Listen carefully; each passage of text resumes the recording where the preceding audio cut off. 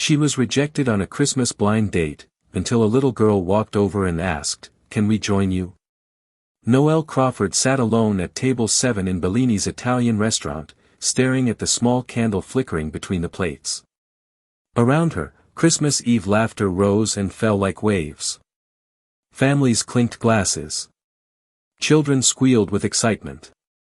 Every table was full, except the one across from her. Her date, Bradley, had walked out 15 minutes earlier. He hadn't pretended to have an emergency. He hadn't even looked embarrassed.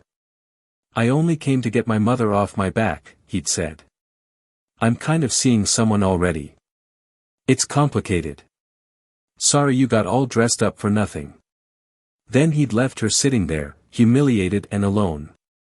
Noelle pressed her hands flat on the table, forcing herself not to cry. She'd spent an hour on her makeup, chosen her favorite emerald dress, even worn her grandmother's pearl earrings. And she'd turned down Christmas dinner with her family because her sister insisted the date might be the one. Instead, he'd used her as an excuse. The humiliation stung, but it wasn't just about tonight. It was every failed relationship, every man who treated her like an afterthought. 31 years old and she was starting to believe she was the problem. Maybe she was the common denominator in all her heartbreaks.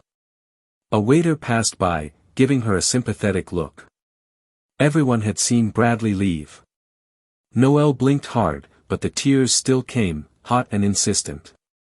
She told herself she just needed 1 minute to breathe, then she'd slip out, drive home, and spend Christmas Eve alone with a bottle of wine and the sinking feeling that maybe she was meant to be alone. But before that minute arrived, she heard a small voice. "Excuse me, are you okay?" Noelle looked down. A little girl stood beside her, maybe 5 years old, with wild blonde curls and bright hazel eyes full of worry. She wore a red velvet Christmas dress, and a bow that was half falling out of her hair. Noelle tried to smile. "I'm fine, sweetie. Thank you." "You look sad," the girl said.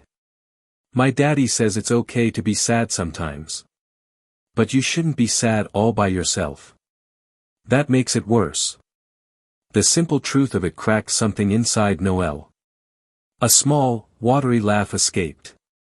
"That's very wise. My daddy is very smart," the girl said confidently.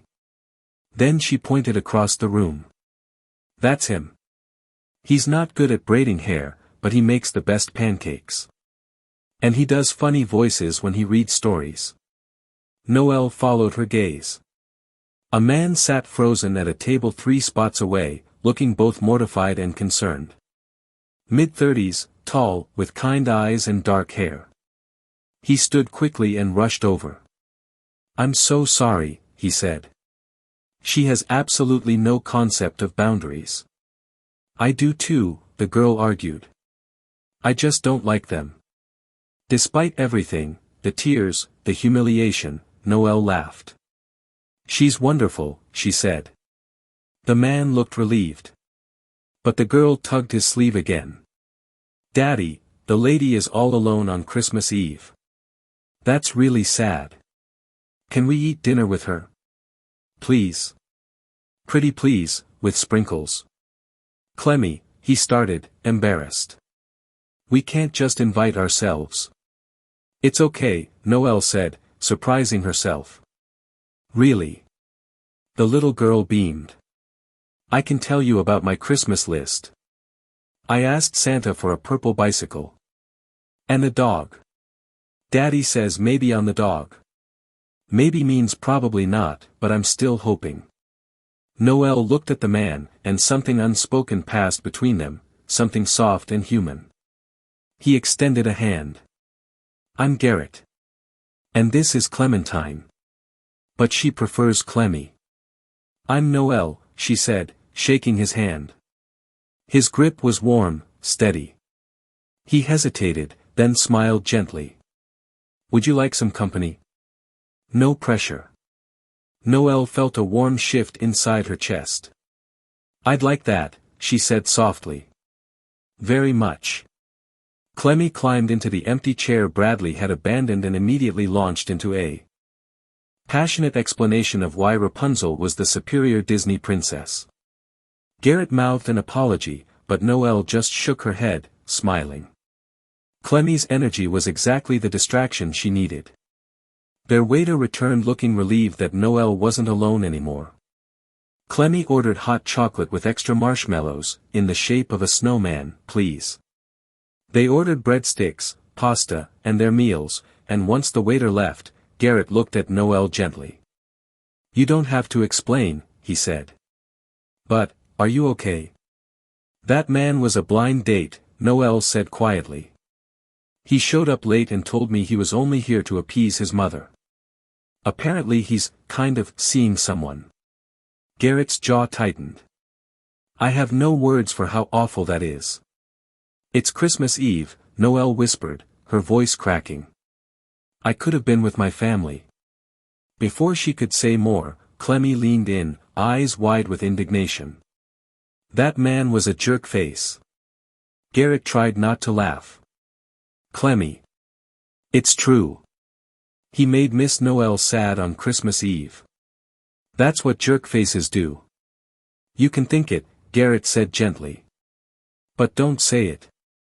I'm thinking it really loud, she declared. Noelle wiped her eyes, genuinely smiling now. Thank you, Clemmy. Truly. You're welcome, the little girl said, patting Noelle's hand solemnly. My daddy says good people shouldn't be sad. And you seem like a good people. Breadsticks arrived, and Clemmy declared them the best in the world. She peppered Noelle with questions, favorite color, favorite animal, opinions on dogs, and at one point announced triumphantly, she's not a stranger anymore, Daddy. She's Miss Noelle. And slowly, the heaviness in Noelle's stomach lifted. Garrett was thoughtful and kind. Clemmy was pure sunshine. And the three of them, strangely, worked. Dinner passed quickly. Conversation flowed. Noelle learned that Garrett was an architect, that his mother helped with childcare, and that Clemmy was starting kindergarten soon. Garrett seemed careful when topics brushed close to pain, and Noelle didn't push. By the time Clemmy's eyelids were drooping over dessert, 3 hours had passed. I think that's our cue, Garrett said. Before she falls asleep in the tiramisu. Noelle felt an unexpected pang. Thank you. Truly. You both saved my Christmas Eve. I think Clemmy gets the credit, Garrett said softly. She's the brave one. Outside, Clemmy perked back up, running in circles under the restaurant's Christmas lights. Noelle watched her twirl. She's really special, she said. She is, Garrett replied. His voice thickened with emotion. She saved me. After my wife passed away 3 years ago. Clemmy was only 2. I don't know how I would have survived without her. Noelle looked at him gently. I'm so sorry. He nodded. It still hurts. But she makes everything easier. He hesitated, then turned to her fully. I know this might be forward, he said, but, would it be okay if I asked for your number? I'd really like to see you again. Warmth bloomed in Noelle's chest. I'd like that too. They exchanged numbers. Clemmy insisted on hugging Noelle goodbye. I'm really glad we found you, she whispered. You have a nice smile. You should smile more. As Noelle drove home, she kept replaying the night, Bradley's cruelty, her sadness, Clemmy's tiny voice asking if she was okay, and Garrett's kindness. She'd walked into Bellini's expecting heartbreak. She left with something closer to hope. The next morning, Garrett texted. Merry Christmas, Noelle. Clem wants me to tell you Santa brought her the purple bicycle but not the dog. She handled it with grace, after crying for 10 minutes. Noelle laughed. Tell her I'm sorry about the dog. Maybe next year. You've given her hope, Garrett replied. She's already revising next year's list. A moment later came another message. I know it's Christmas and you're probably with family, but, would you want to get coffee sometime this week? Just us. I'd love that, Noel wrote. They met December 27th at a small cafe by the James River. Garrett arrived early, looking nervous but warm. He held the door for her, and they sat by the window. They talked for hours. Garrett told her about meeting his wife in college, about their years together, about the rare autoimmune disease that stole her life piece by piece. He told her about the anger he carried after her death, and how Clemmy slowly pulled him back into the world. She made me promise I'd keep living, he said quietly. That I wouldn't shut down. And did you? Noel asked softly. Not at first. But eventually, yes. Because of Clemmy. Noel took his hand. You're a good father. Truly. He gave her a grateful look. Then Noel shared her own story, the failed relationships, the loneliness, the doubts about her own worth. Garrett shook his head. You're not the problem, he said firmly. Those men were fools. They stayed until the cafe closed. When they parted in the chilly evening light, Garrett asked if he could see her again.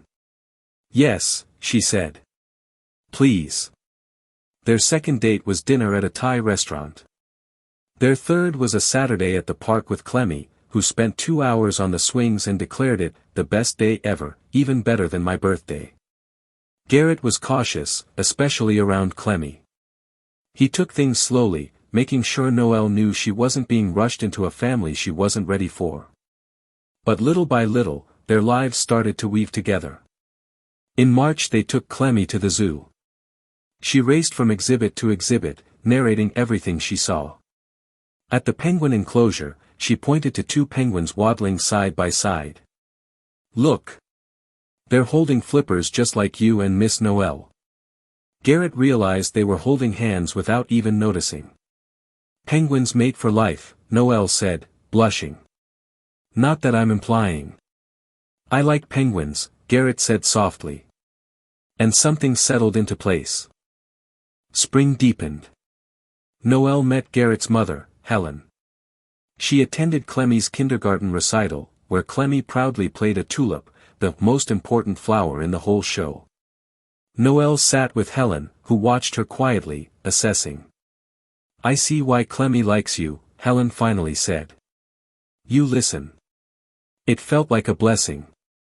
As months passed, Noel found herself woven into small routines, Saturday mornings with pancakes, bedtime stories, zoo trips, family dinners. And with each passing week, her heart grew more certain. One evening in late summer, after putting Clemmy to bed, Garrett walked Noel to her car.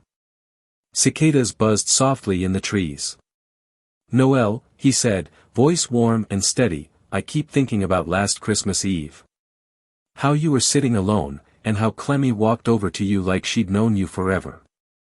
I'm glad she did, Noel said. So am I.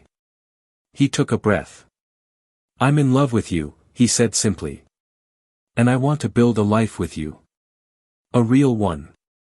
Noel felt her throat tighten with emotion.